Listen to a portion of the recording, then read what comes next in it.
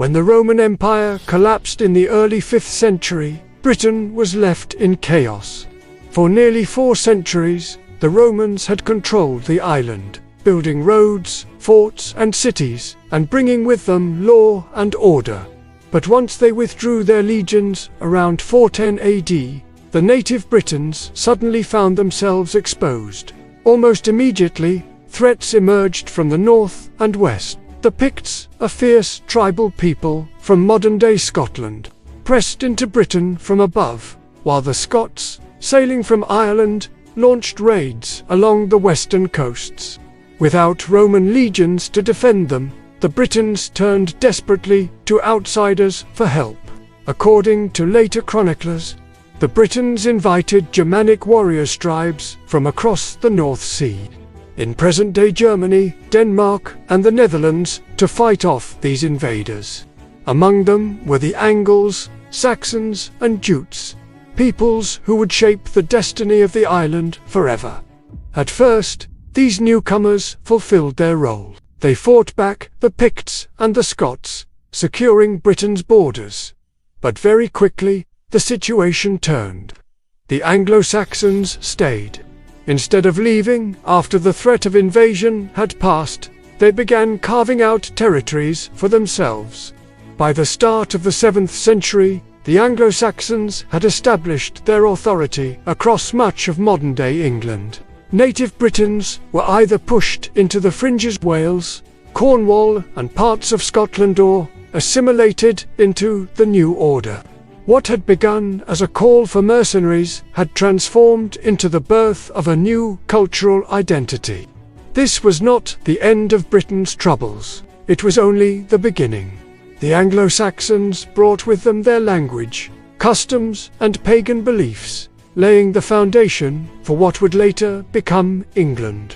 But first, they would divide the land into smaller kingdoms, compete for dominance, and prepare for centuries of conflict against new waves of invaders. The story of how the Anglo-Saxons conquered Britain is told in a single epic poem, the Anglo-Saxon Chronicle, which begins with the withdrawal of the Romans.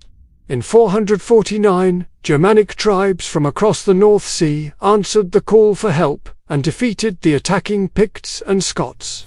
Then, according to the Chronicle, they seized the land and made it their own.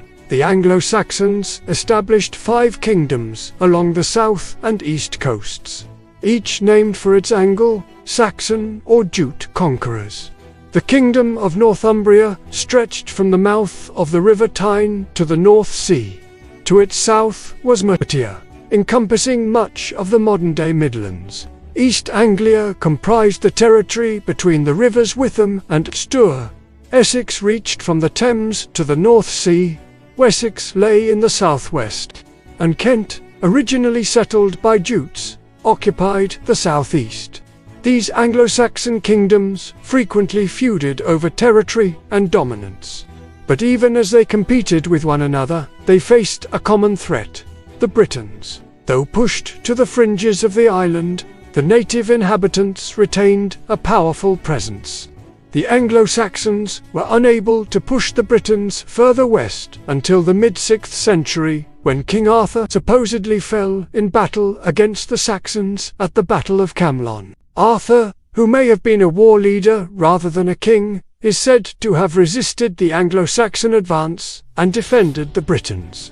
But with his death, the Anglo-Saxons gained the upper hand. By the end of the 6th century, the Anglo-Saxons dominated the southeast and the Midlands, pushing the Britons into the mountainous regions of Wales and Cornwall, and across the border into Brittany in modern-day France. Northumbria also exerted control over the southern half of Ireland. But despite their military successes, the Anglo-Saxons could not yet claim the entire island. During the 7th century, the Britons enjoyed a cultural revival, thanks in part to the work of St. David and other missionaries. As the Anglo-Saxons consolidated their power, they gradually came under the influence of Christianity. By the 8th century, Northumbria, Mercia, and Wessex were Christian kingdoms, though paganism persisted in some areas. The Anglo-Saxon kingdoms continued to vie for dominance, but they now had a common external enemy. In the late 8th century, a new wave of Germanic invaders arrived in Britain. These Vikings, sailing from modern-day Denmark and Norway, launched devastating raids along the coasts. Unlike the Anglo-Saxons before them, the Vikings did not settle in Britain. They were raiders, and they would stop at nothing to plunder the riches of the Anglo-Saxon kingdoms. As the Viking attacks intensified, the Anglo-Saxon kingdoms were forced to band together. In 865, King Egbert of Wessex defeated a Viking force at the Battle of Edington, establishing Wessex as the dominant kingdom in England. Egbert's victory brought the Anglo-Saxons some stability, but the struggle for dominance over the island was far from over. In the decades that followed, Viking raids continued, and in the late 9th century, a new group of invaders arrived. The Normans, whose conquest of England we'll begin exploring next time. Next episode is the Anglo-Saxon kingdoms. In the last episode, we talked about how the Anglo-Saxons got to Britain, but after securing their place on the island, they began dividing the land into distinct political units. These were the kingdoms of Essex, Kent, Sussex, Mercia, East Anglia, Northumbria, and Wessex. Collectively, they became known as the Heptarchy, meaning 7 kingdoms. Now, each kingdom developed its own rulers, warriors, and traditions, and they shared similar cultural roots. They often fought fiercely against one another for supremacy. Some kingdoms rose quickly in strength, while others declined just as fast. Kent, for instance, was among the first to establish strong royal authority and played an early role in bringing Christianity to Anglo-Saxon England. Northumbria, meanwhile, with its vast northern territories, became a powerhouse of culture and learning. Home to such scholars as the Venerable Bede, Mercia dominated the heartland of England. To the west, however, the kingdoms of the Britons, the Welsh, Cornish, and Cumbric peoples held on tenaciously to their lands. Meanwhile, along the southern coast, the Saxons of Wessex, initially smaller and weaker than their rivals, would ultimately play the most decisive role in unifying England. Despite their differences, these kingdoms shared a common Anglo-Saxon identity. They were a warrior society where loyalty to one's lord and kin was paramount. Farming communities and small villages dotted the landscape. Although wealth was limited, artistry thrived. Think of the intricate jewelry worn by the Anglo-Saxon nobility, the beautifully illuminated manuscripts copied by monks, and the finely wrought weapons and tools crafted by local smiths. But even as the Anglo-Saxons built up their new world, they could not escape the dangers that lay beyond their shores. From across the North Sea came a new wave of raiders, men who struck without warning, with fire, steel, and fury. They descended like a tempest on the unsuspecting shores of England, pillaging and plundering, all in the name of glory or gold. The year was 793, and the world of the Anglo-Saxons was about to be shaken by the arrival of the Vikings. Now let's take a closer look at some of those kingdoms.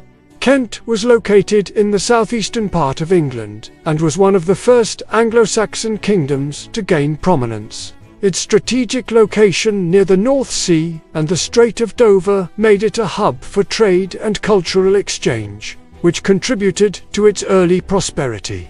The kingdom is also known for its role in the conversion of the Anglo-Saxons to Christianity, largely due to the efforts of St. Augustine and the establishment of the Archbishopric of Canterbury, which made it a significant religious centre. Northumbria occupied the northern part of England, including areas such as Yorkshire, northern Lancashire, and the northeast of Scotland.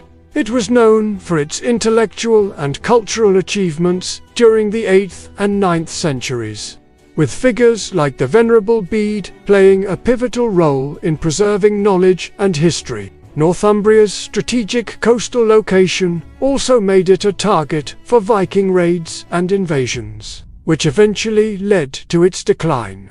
Mercia was one of the most powerful Anglo-Saxon kingdoms situated in the heartland of England. During the 8th and 9th centuries, it expanded significantly under rulers like Æthelflæd. Mercia's dominance was primarily territorial, controlling large parts of central England. The kingdom was also known for its administrative and legal reforms, as well as its conflicts with neighbouring kingdoms, especially Northumbria and Wessex. Wessex, located in the southwestern part of England, initially a relatively weak kingdom compared to its neighbours, rose to prominence in the 9th century under the reign of Egbert and his successors. Wessex played a crucial role in repelling Viking invasions and eventually unifying the Anglo-Saxon kingdoms. The kingdom's victory at the Battle of Edington in 878 is considered a turning point in English history. Okay, so now we have to talk about the Vikings. So, let's jump right into this next episode. Viking invasions begin. In 793 AD, terror struck the Anglo-Saxon world. A fleet of longships landed on the holy island of Lindisfarne, home to one of the most sacred monasteries in Northumbria. The monks, unarmed and unprepared, were slaughtered. Their treasures were plundered, their holy relics scattered, and their church burned. It was the start of something new, something that would change England forever. For this was the first recorded raid by Vikings on an Anglo-Saxon target. Unlike the Romans, Saxons, or Danes, the Vikings came from across the North Sea, from the rugged lands of Denmark, Norway, and Sweden. These men lived for the most part beyond the reach of the Roman missionaries, and so they followed different gods. They were seafarers, fierce warriors, and ruthless raiders. At first, these raids were quick and brutal, targeting monasteries and coastal settlements. But soon, the Vikings came not just to plunder, but to conquer.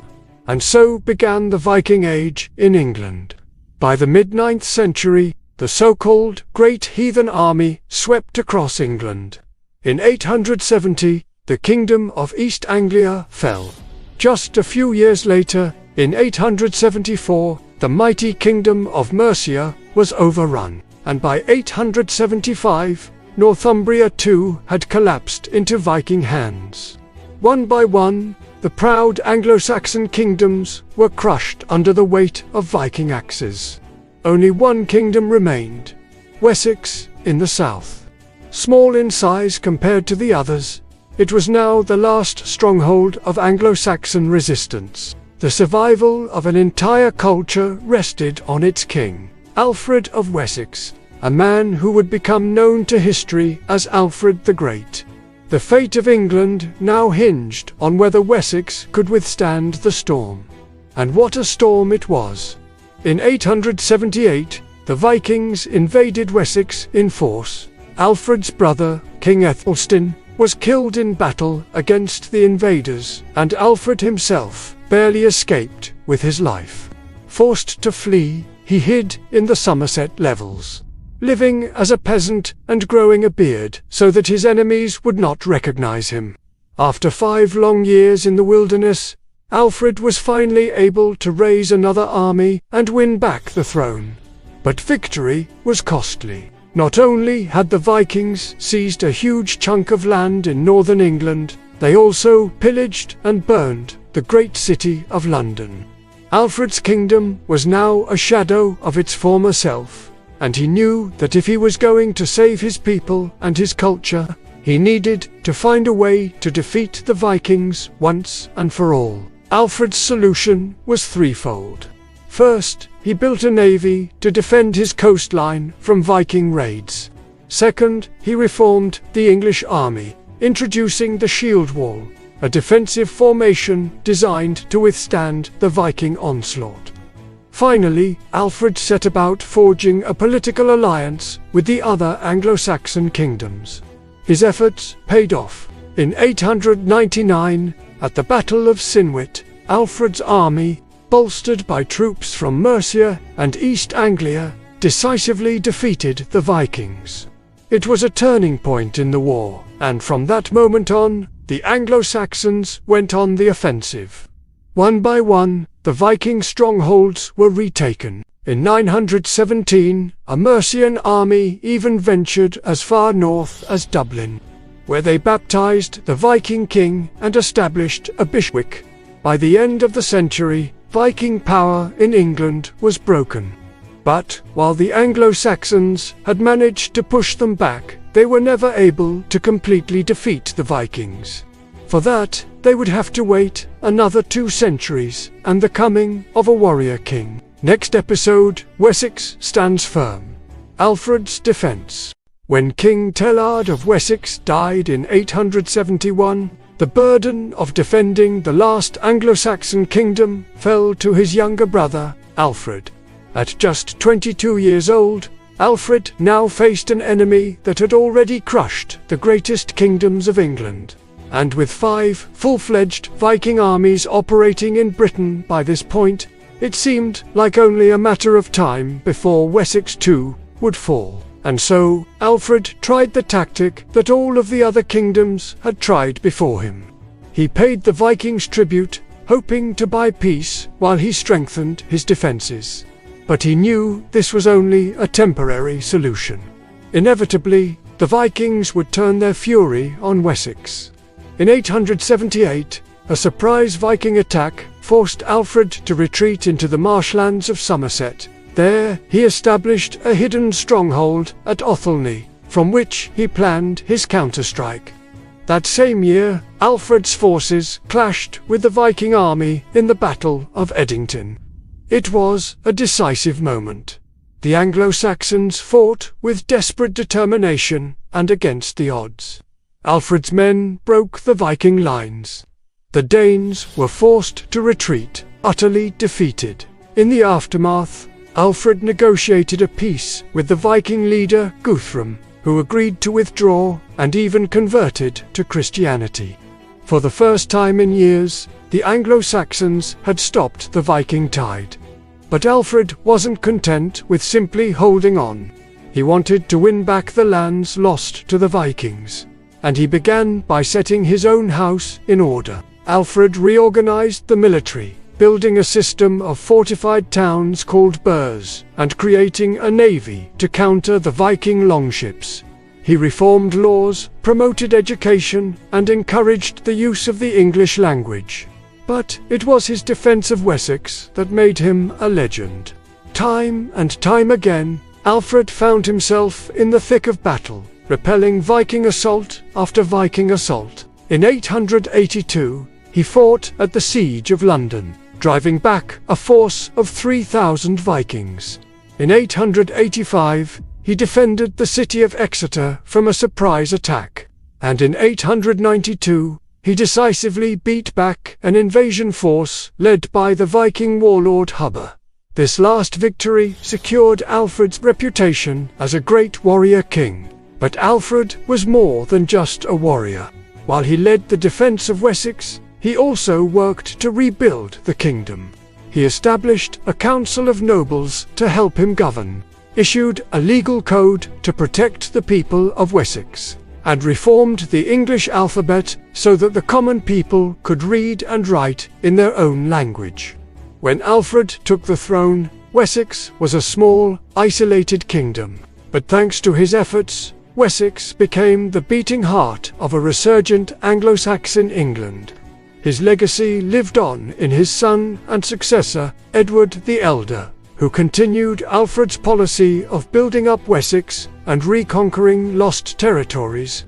Under Edward, the Anglo-Saxons pushed north, taking back the Danelaw from the Vikings. They also pushed south, pushing the Welsh back across the River Severn. By the end of Edward's reign, Wessex had become the dominant power in England. After Edward's death in 924, his son, Æthelstan, inherited a kingdom that was on the verge of uniting all of the Anglo-Saxon kingdoms under one banner. And it was Æthelstan who would go on to achieve that goal. defeating the Scots, the Welsh and the Vikings at the Battle of Brunanburh in 937.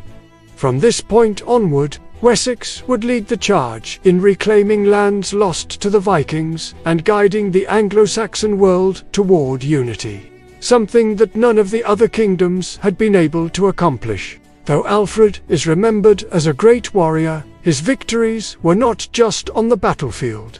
He was a king who won on the battlefield and in the halls of his court. He was a warrior king who laid the foundations for a united England. The Battle of Edington in 878 is rightly considered a pivotal moment in English history.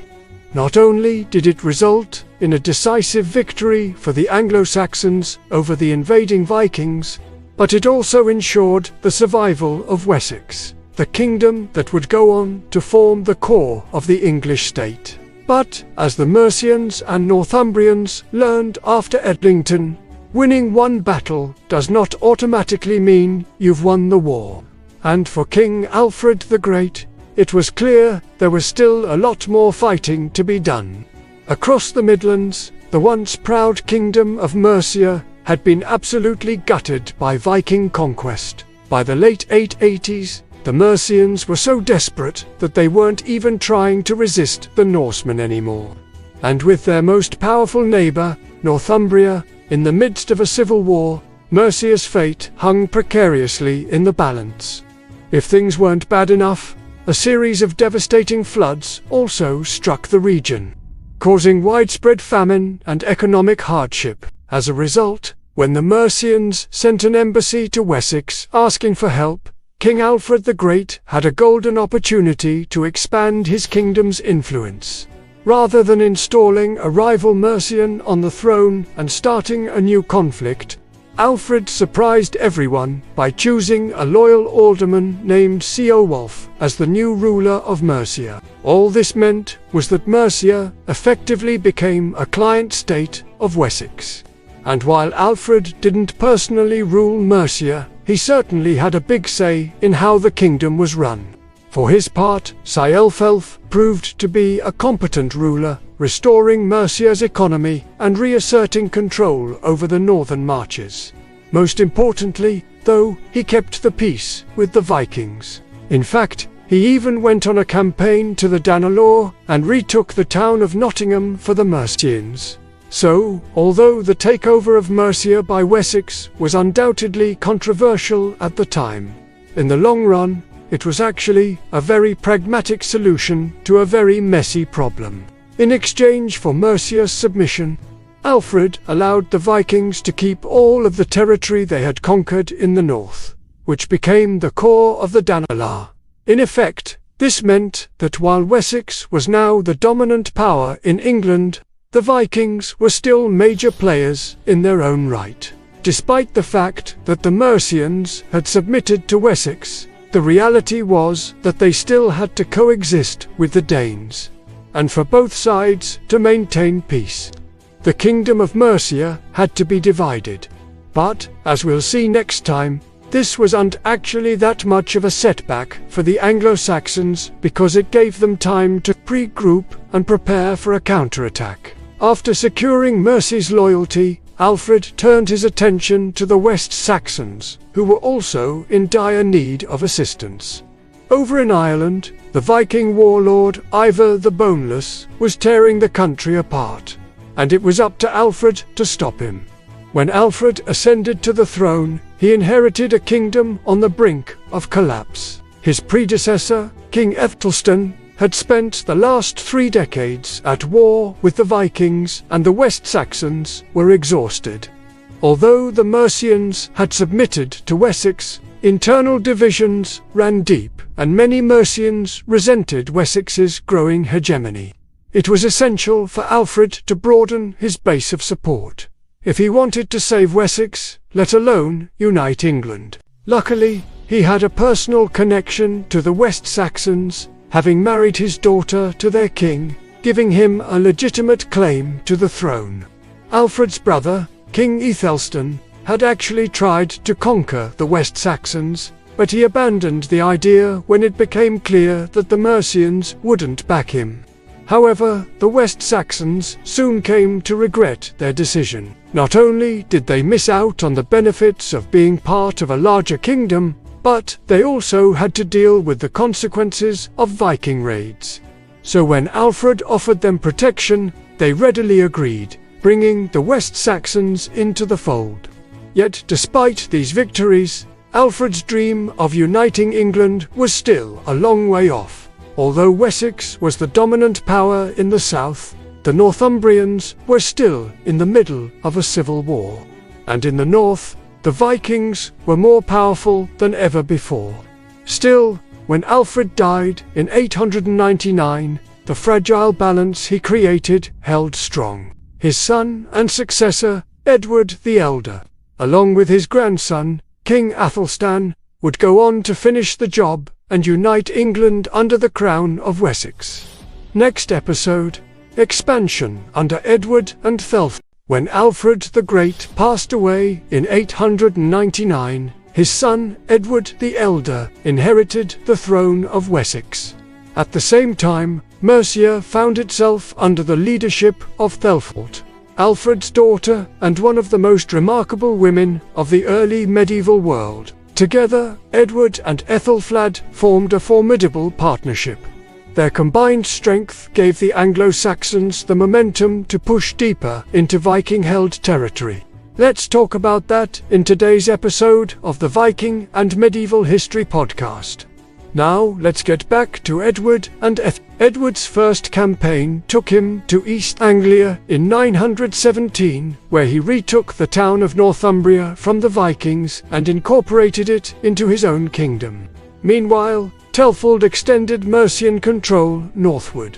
She campaigned in the region for several years before returning south to take the English throne from the Vikings. But her most brilliant stroke came at York. Rather than fight, the people of York pledged loyalty to her, acknowledging her authority without bloodshed. This submission brought all of northern England under Mercian rule and established Æthelstan's prestige as a powerful and unifying force in the region. But how did she accomplish this? Well, aside from military force, Æthelstan used a variety of methods to gain the upper hand, including marriage alliances with other kingdoms, shrewd diplomacy, and the construction of fortified towns, or burhs, across her newly reconquered territory. The building of these burhs was a crucial part of Æthelstan's strategy to hold on to the lands she had taken. In total, she constructed 9 of them across her domain, each designed to be a center of administration as well as a defensive bastion against Viking raiders. Some of these, like the fortress of Runkum, were built on the foundations of older Roman structures, while others, like the town of Torksey, were completely new. By the time of her death in 918, Æthelflæd had carved out a legacy as the Lady of the Mercians. Though she ruled for less than 2 decades, her impact was profound. She proved that England's unification would not be achieved solely through force of arms, but also through diplomacy and the judicious use of fortifications and administration. Furthermore, she demonstrated that a woman could hold her own in a man's world, establishing a precedent for female leadership in a time when such roles were rarely afforded to women. After Æthelstan's death, Edward continued their mission, determined to press his advantage and push further against the Danelaw, and he was successful in doing so, expanding his kingdom into the Danelaw and conquering the northernmost parts of Northumbria. In 924, he defeated a Viking coalition at the Battle of Brunanburh and incorporated the region into his own domain. This victory marked a turning point in English history, shifting the balance of power decisively in favor of the Anglo-Saxons, and demonstrating that the Viking threat could be not only contained but overcome. From this point forward, the Anglo-Saxon kingdoms were no longer fighting for mere survival against the Viking onslaught, but were instead building the foundations for dominance. And we can't talk about that building process without mentioning our awesome supporters. I've always been fascinated by castles, and I never get tired of seeing the different designs and tactics that medieval engineers came up with to keep their strongholds secure. So I was really excited to find an entire channel dedicated to the subject. Their videos are super well made, covering everything from the basics of castle design to the siege of Orvieto during the Italian campaign of 1527. Which I don't think I'd ever heard of before. It's amazing to see these incredible fortresses and the strategies behind their construction and how they changed over time. In 918, Æthelflæd, the powerful ruler of Mercia, died. She forged a remarkable alliance with Alfred the Great of Wessex to push back the Vikings and unite England. And upon her death, her daughter Glafwyn was expected to carry on this work. The nobles of Mercia even proclaimed her their queen, but the Mercians had other ideas. Perhaps they didn't want another strong female ruler, or maybe they wanted more independence from Wessex. Whatever the reason, they quickly deposed Æthelflæd and Mercia descended into chaos. This unexpected turn of events provided the perfect opportunity for Edward the Elder of Wessex. Unlike his grandfather, Alfred the Great, Edward had no interest in working with Mercia. He wanted total control. In 922, he marched into Mercia, deposed the local nobles, and took the throne for himself. This act officially ended the Heptarchy, the 7 kingdoms of Anglo-Saxon England, and created a single, consolidated kingdom. Edward's realm stretched from the Scottish border in the north all the way to the English Channel in the south, encompassing the former kingdoms of Wessex, Kent, Sussex, Essex, East Anglia, and, yes, Mercia.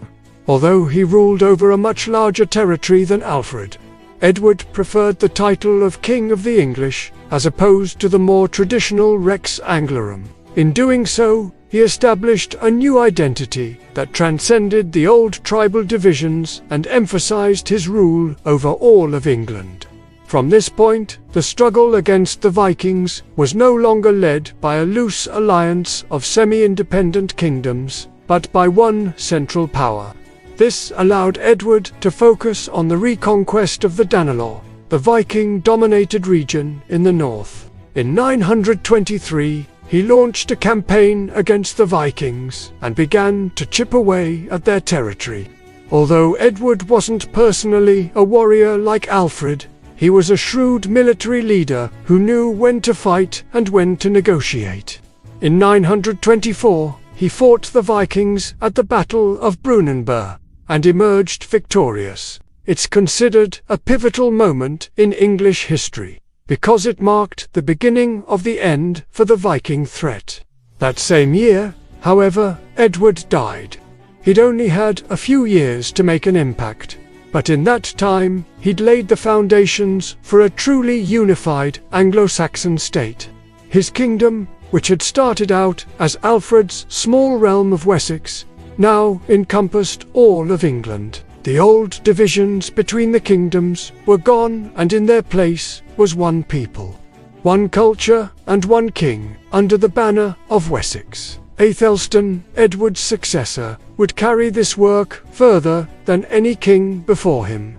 He defeated the Vikings decisively at the Battle of Castleford Bridge and secured the northern border of England. Under his rule, the English kingdom reached its greatest extent, encompassing not just the Anglo-Saxon Chronicles version of England, but also parts of modern Scotland and Wales, though it would be a few hundred years before England was truly united.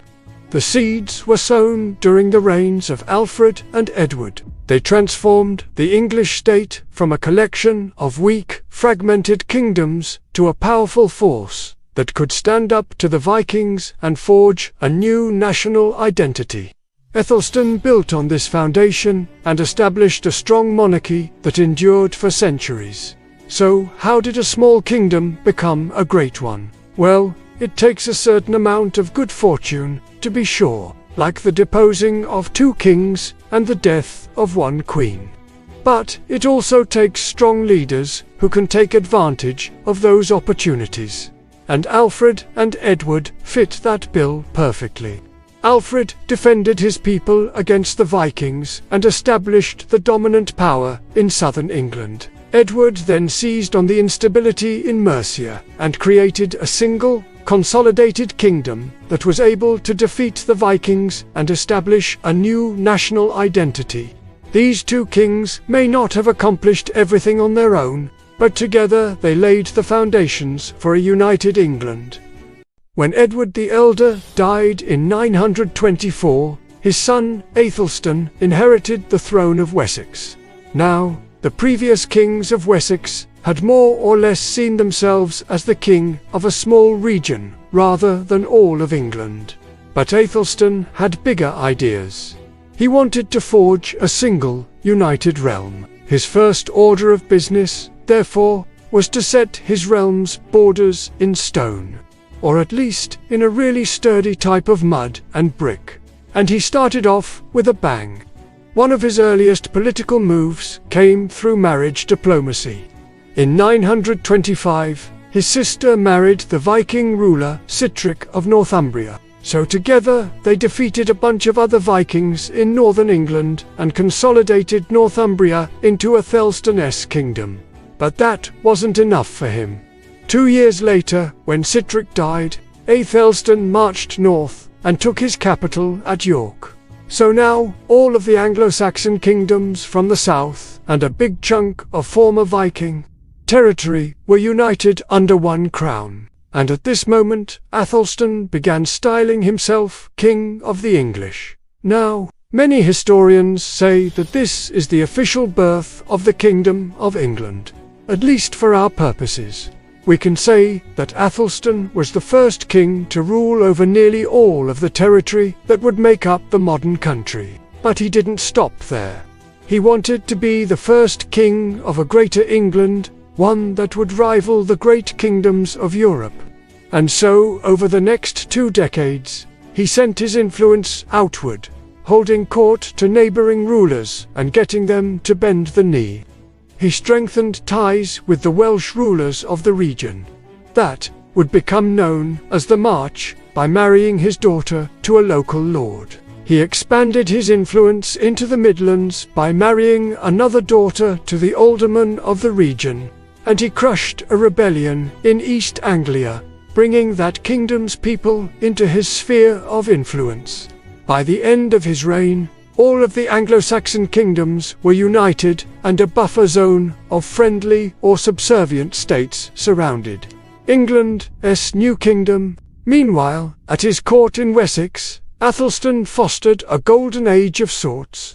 He surrounded himself with the best minds in the kingdom, encouraging poetry, scholarship, and the arts.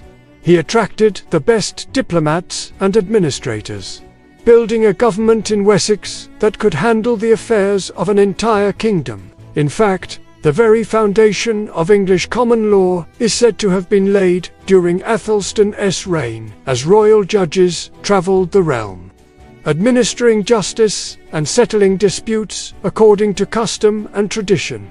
And so the people of England, or at least the people in the part of England who spoke Old English, developed a sense of being English. They had a shared identity that transcended their local loyalties, and this was all very impressive. But let's be real here, guys. England in the 10th century was still a very different place from the England of today. The royal courts of Europe had more in common with medieval courts in France or Germany than they did with what we think of as the English court today. There were no iconic symbols like St. George's Cross or the Union Jack flying over Buckingham Palace. There were no anthems or national sports or even a specifically English language. The people of this era wouldn't have thought of themselves as English in the modern sense. They'd have thought of themselves as the people of Wessex, or Northumbria, or Mercia, or one of the other old kingdoms. But nonetheless, Æthelstan's accomplishments were profound. The patchwork of kingdoms that had dotted the island of Britain for centuries had coalesced into a true kingdom, one that could stand toe-to-toe with the great powers of Europe. All that was left was for a bunch of French monks to write it down. So we've just seen how King Æthelstan was able to defeat the Vikings and unite England under his rule. But by 937, he was not content to simply hold the crown. No, by this point, he wanted more. His eyes were set northward, looking to bring the unruly Scots and their king, Constantine II, to heel. You see, the Scottish kingdom of Alba, also known as Alba, was located in what is today Scotland, encompassing the areas of modern-day northern Scotland and the islands off its west coast. But Constantine was not the only ruler Æthelstan had to worry about. Olaf Guthfrithson, the Viking king of Dublin, also eyed the riches of the north with envy. And then there was Owain of Strathclyde, who sought to maintain his kingdom's independence from English expansion. To counter the growing power of Æthelstan, these three dissatisfied parties formed an unlikely alliance. They were ready to crush the English king and his ambitions of northward expansion. But Æthelstan was not the kind of man to let such a challenge go unanswered. In 937, he marched his army north, ready to face his foes in battle.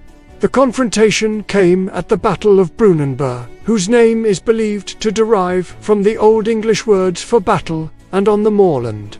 The exact location of the battlefield is still uncertain, but it is believed to have taken place somewhere in northern England or southern Scotland. The battle was a clash between two distinct cultures and ambitions. On one side stood Æthelstan's English army, bolstered by a force of Vikings led by the English Earl of Northumbria, Ælflæd. Facing them were the Scots, led by King Constantine, along with the Cumbric Britons of Strathclyde under Owain. The Vikings of Dublin, also present, all united against English expansion and dominance. What followed was a brutal and bloody encounter. Despite facing a formidable alliance, Æthelstan's forces crushed their enemies in a decisive battle. The casualties were devastating on both sides. Many warriors fell, including Ælflæd, who was slain in combat. But through it all, Æthelstan held firm.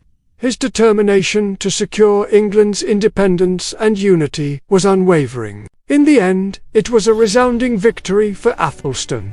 His army had triumphed over the combined forces of Scotland, Strathclyde, and the Vikings. Although he didn't live to see Scotland or Strathclyde brought under English rule, he had checked their power and forced them back. This battle would have a profound impact on the history of England. For the first time, the idea of an English nation truly resonated with its people.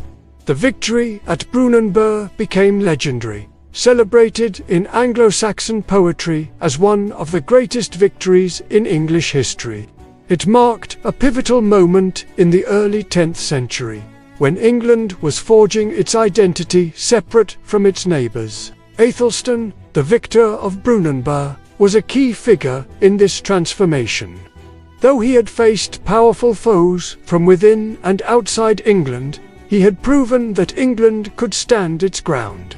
As the news of the victory spread, it stirred immense pride among the English people. They rallied around their king, recognizing him as a symbol of their newfound national identity. But what did this victory mean for the defeated? Scotland and Strathclyde, though they had fought bravely, were forced to accept the reality of the situation.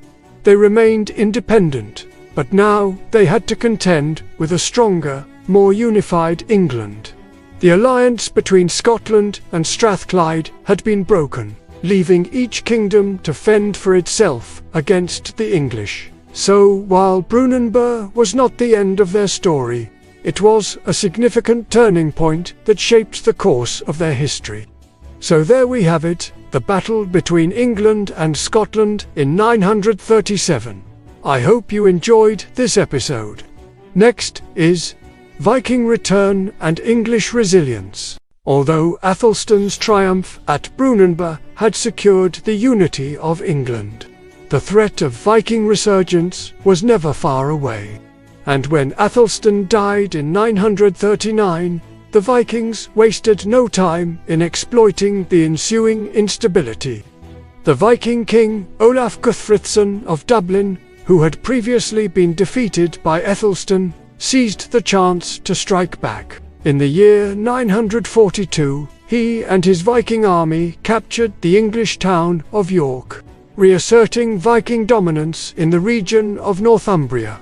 They pushed their advance even further, forcing the English to accept the loss of additional lands in the Kingdom of Mercia.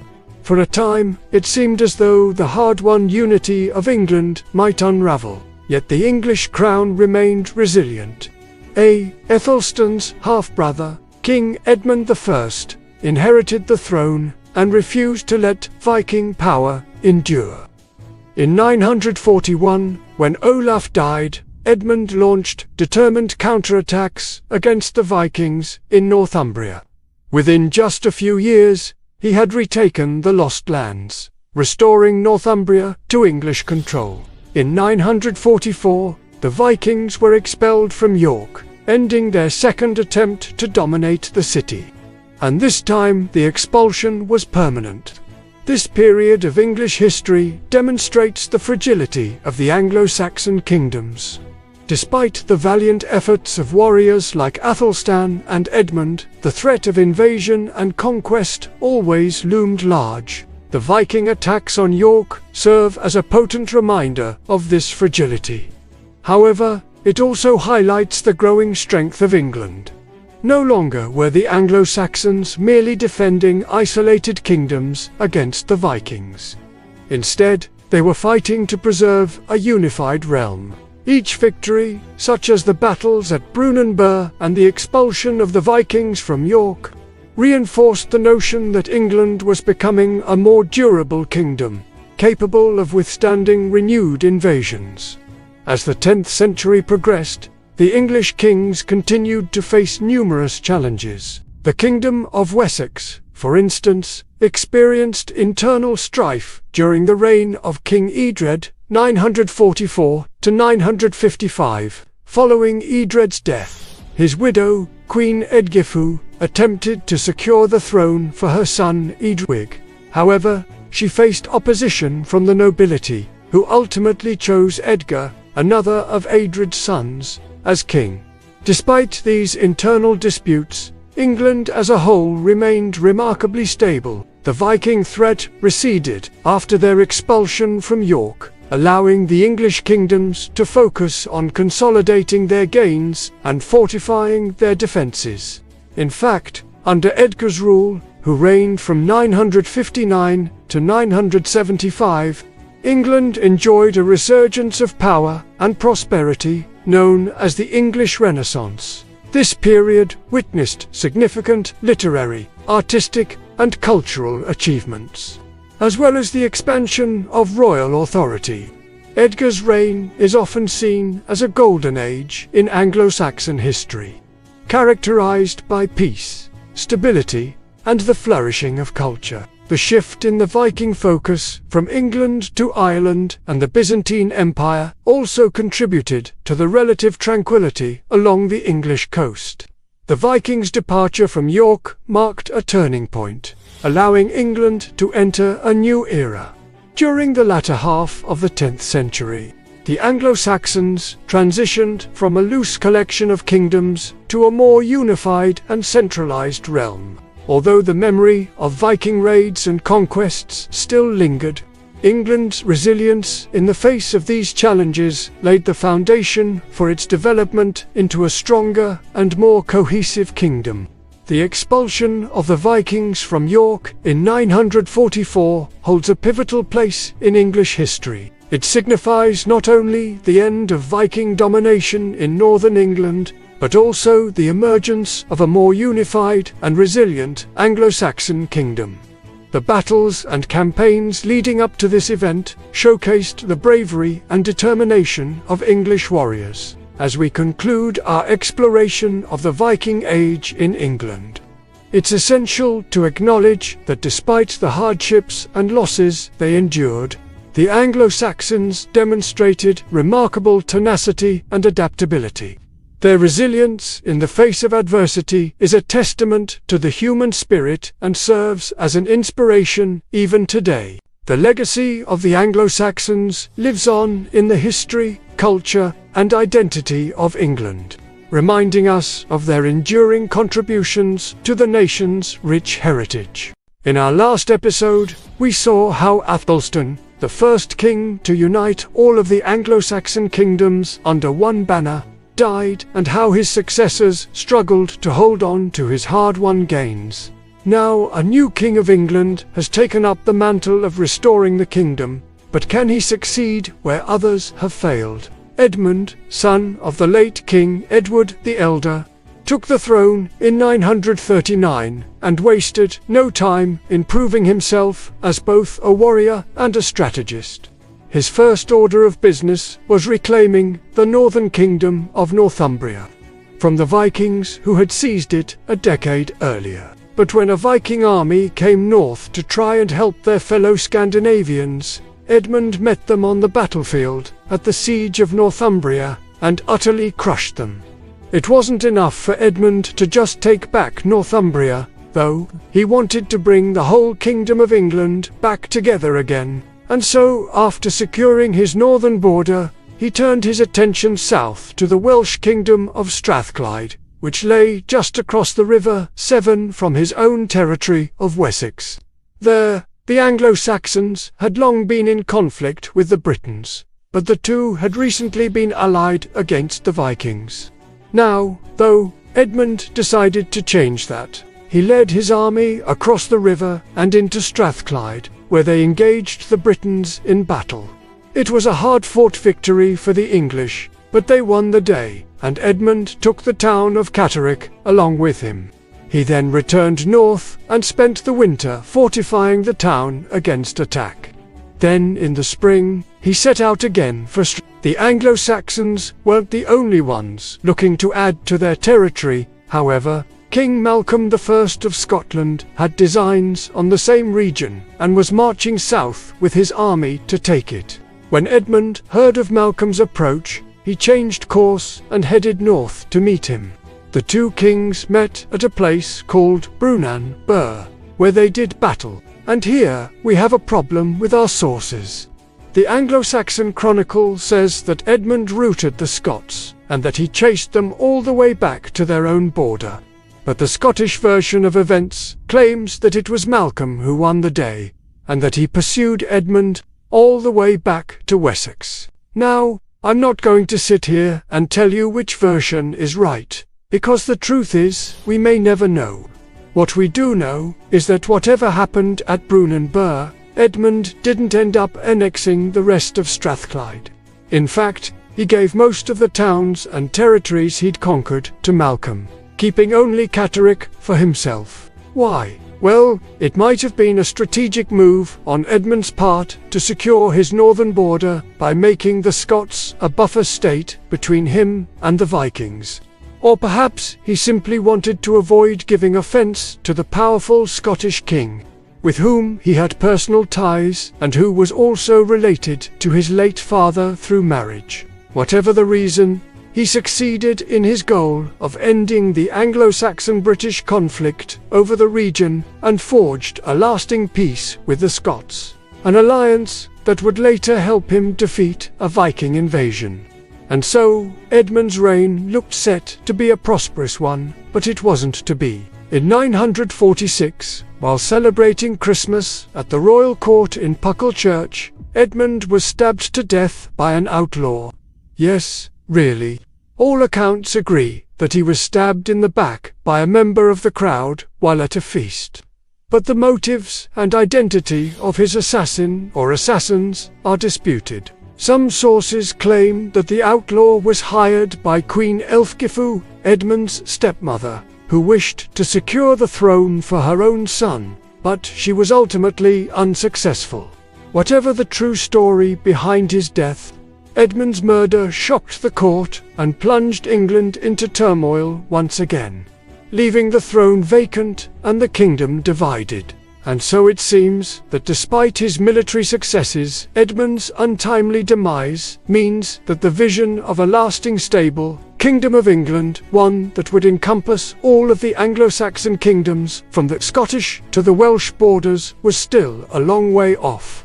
But before we leave Edmund to his fate, let's take a moment to appreciate what he achieved. Through his efforts, the Kingdom of England was once again whole. The monarchy was stronger than it had been since Æthelstan's death, and the English people were more secure from Viking attack than they had been for decades. Edmund's reconquest of Northumbria had proved that the kingdom could be reunited and that the English were more than capable of defending themselves against the Norsemen.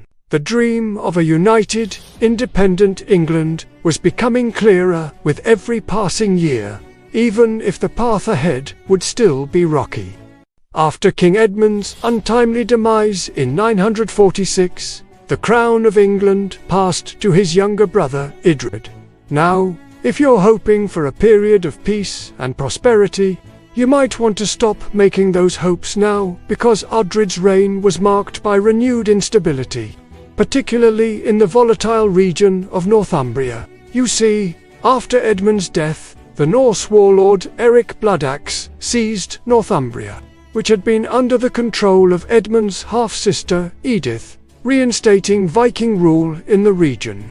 And just like that, all of the good feelings generated by Edmund's magnificent victory over the Danes at the Battle of Brunanburh in 937 were immediately undone. And get this, Eric actually held court in York, you know, the very city that Edmund had conquered just a few years earlier. To make matters worse, Eric wasn't even the only claimant to the throne of Northumbria. Rival Anglo-Saxon kings and Viking leaders, as well as local lords, all wanted a piece of the action, and the result was nearly a decade of shifting control. So here's the deal. Northumbria was supposed to be part of England now, but in reality, it became the scene of almost constant struggle between rival claimants, each backed by a combination of Vikings and Anglo-Saxons. It was a mess. Edgar, however, was having none of this. The King of England was determined to put down these rebellions and force Northumbria back into the English kingdom. But, as we shall see, the road to total control was a long and winding one. It wasn't easy for Edgar. In fact, despite the efforts of himself and his successors, Northumbria remained a semi-independent Viking stronghold for nearly a century after the conquest of the Danelaw. Even after Eric Bloodaxe was finally driven out of northern England, other Viking leaders stepped in to fill the power vacuum. One of the most successful of these was Olaf Sitrickson, who established a kingdom in York, encompassing all of Northumbria and part of the Midlands.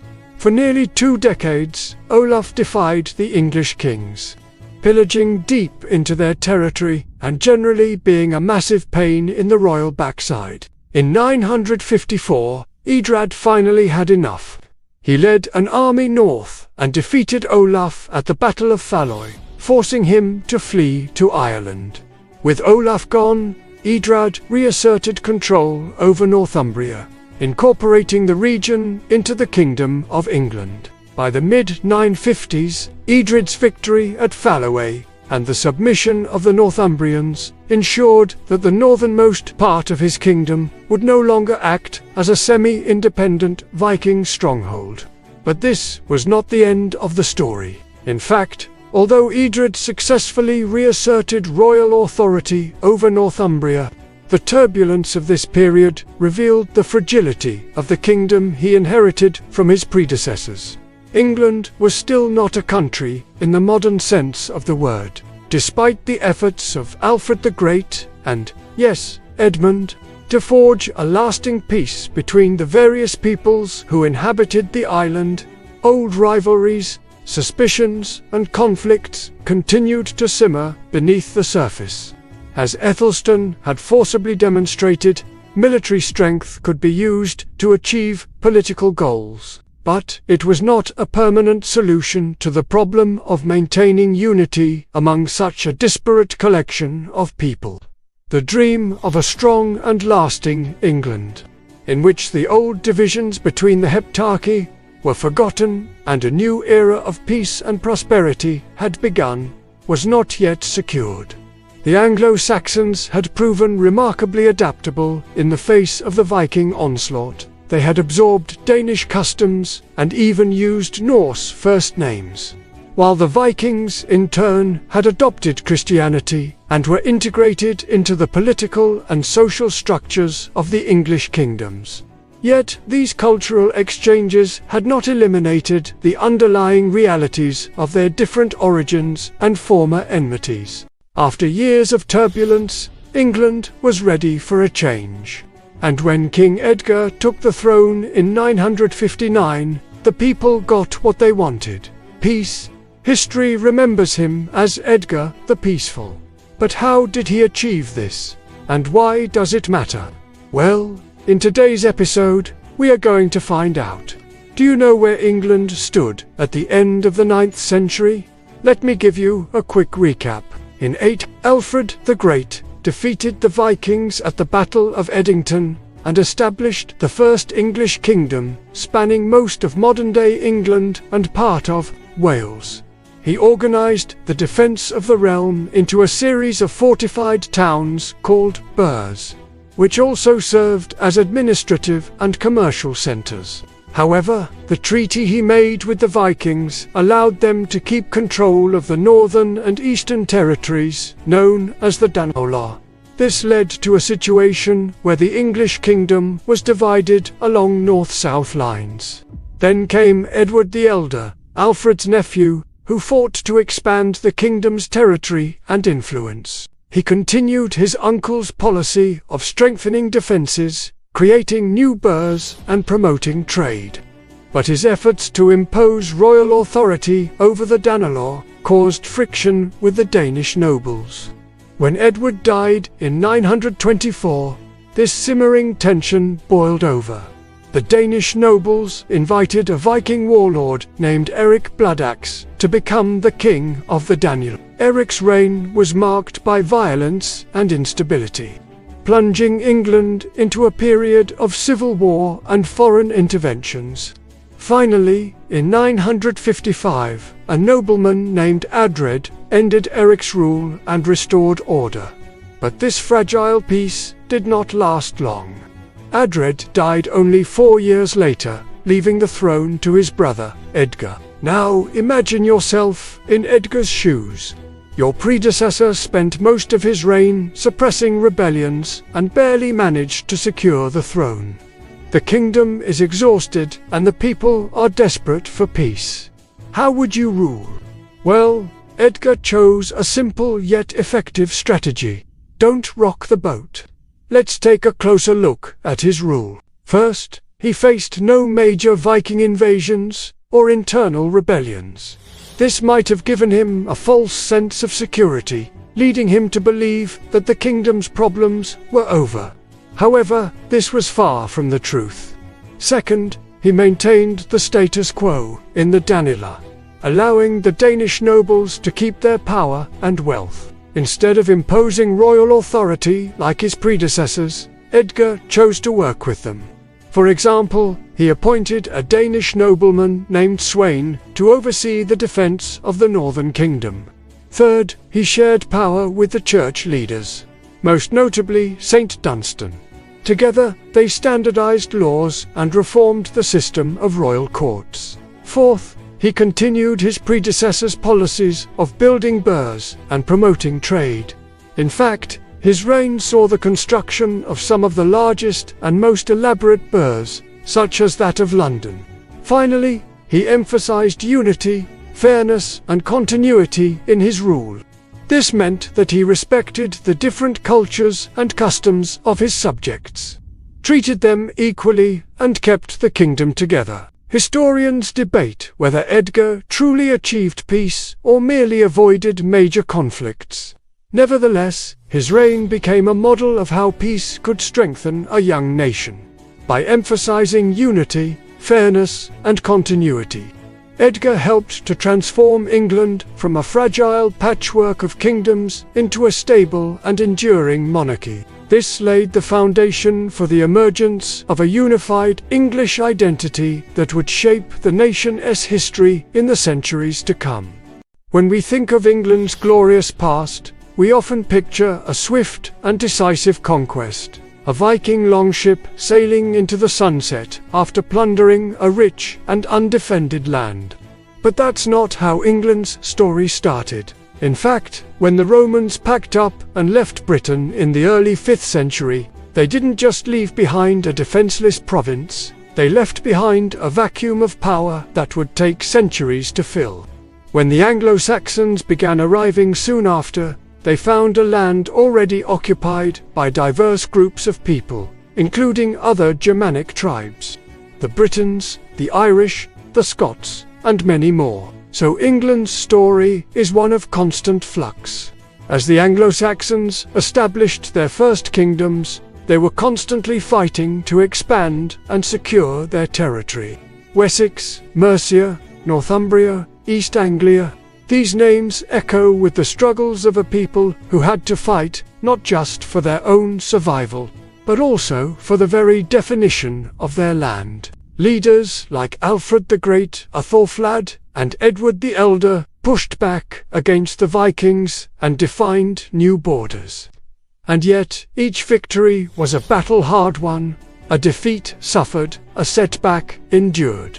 They bought England time to grow, time to learn, time to prepare. For those who came after, like Æthelstan, who forged the first true all-English army, laid siege to the Welsh and the Scots, and brought the Danelaw under one banner. In his wake, the kingdoms fragmented once more, but now the seeds of a new idea had been sown. By the middle of the 10th century, a Celt visiting England would have found a profoundly changed landscape. Gone were the days when the Anglo-Saxons were a loose collection of tribes, eking out an existence on the coast. Now they dominated the heartland, pushing the Britons and the Irish into smaller and smaller enclaves. Even so, the Anglo-Saxons weren't just some uncivilized horde of conquerors. By this point, they had absorbed much of Roman culture and learning, and their kings were patrons of the arts, their craftsmen producing exquisite artwork, their scholars translating ancient texts. But if you'd asked any of them to define England or English, they probably would have given you a confused look. For most of its early history, the concept of England simply didn't exist. To the inhabitants of this era, they were just Anglo-Saxon or freemen. The idea of England as a single entity is actually a later invention, emerging only in the 9th century during the reign of King Alfred the Great. Alfred came to power at a time when the Anglo-Saxon kingdoms were at their most vulnerable, constantly under threat from the Vikings. But Alfred turned the tables. He defeated the Vikings at the Battle of Edington in 878, a victory that marked a turning point in English history. It was the first time that the Anglo-Saxons had successfully defended their land against the Vikings. From there, he went on to rule wisely and well, reforming the English system of law, promoting education, and even translating important texts into English so that more people could learn Latin. After Alfred's death, his daughter Æthelflæd continued the good fight, expanding Mercia's borders and pushing the Danes back across the Humber. Her son, Edgar the Elder, did the same in the north, securing Northumbria and establishing the Danelaw, a region where Danish was the dominant language. All the while, further south, the West Saxons were making gains of their own, taking back former Roman cities like Winchester and establishing themselves as the dominant Anglo-Saxon kingdom. By the end of Edward's reign, the West Saxons controlled most of southern England and had pushed the Mercians out of the Midlands. but it was his grandson, Æthelstan, who finally ended the constant warfare and established the first true English kingdom. He did this by defeating the armies of Northumbria and Mercia at the Battle of Brunanburh in 937. From there, he went on to win several more battles against the Scots, the Britons, and the Vikings, securing his kingdom's borders and establishing a period of stability and peace. It wasn't until the relative calm of Edgar's reign that the kingdom could truly pause, look back, and recognize how far it had come. Edgar's reign was a golden age for England. He expanded the kingdom's borders, reformed the system of government, and promoted the arts and learning. Under his rule, England became a fully unified kingdom, a testament to the hard-won victories of past generations. And so we find ourselves at the end of the 10th century, at the dawn of the 11th, looking back over 1,000 years of English history. We see a long road, a road paved with the blood, sweat, and tears of a people who refused to be conquered, a people who fought for every inch of their land. They were ordinary men and women, farmers and craftsmen, warriors and scholars, all trying to build a life in a world that seemed determined to keep them down. But they never gave up. They kept fighting, kept learning, kept adapting, and in the end, they created something new, something better, a unified nation with a bright future ahead of it. By the late 10th century, England was no longer just an idea. It was a functioning kingdom with defined borders, laws, and governance. The groundwork laid by Alfred and strengthened by Edward, Æthelstan, and Edgar had finally matured into a stable state. In this episode, we're going to see how the process of creating a kingdom is much like the process of baking a cake. It takes time for the ingredients to properly mix and for the whole thing to rise. But once it does, the result can be magnificent. But let's get back to our history. Under Edgar the Peaceful, reforms brought consistency across the realm. Law codes were compiled and enforced, ensuring justice was applied more evenly. Systems of taxation, administration, and defense were standardized, binding former rival regions into a single political body.